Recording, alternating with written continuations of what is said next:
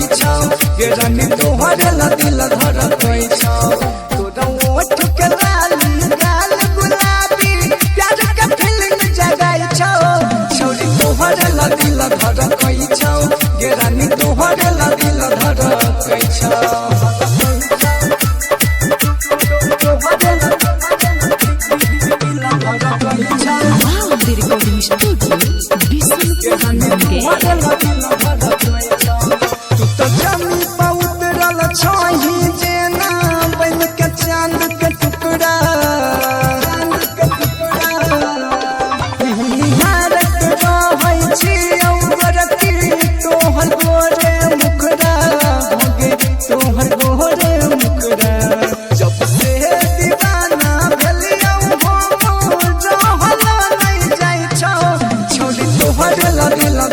रानी तोहरे ला दिल धर कई छौ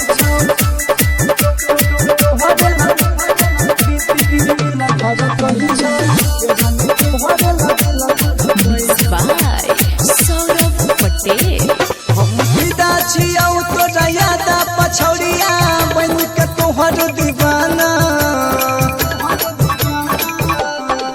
मगे तोरा बिना नहीं नीक लगई छै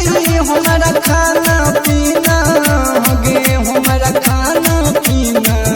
कहै छौ राइटर संतोष छौरी मन हमारा पगलाई छौ छौरी तोहरे ला दिल धर कई छौ गे रानी तोहरे ला दिल धर कई छौ।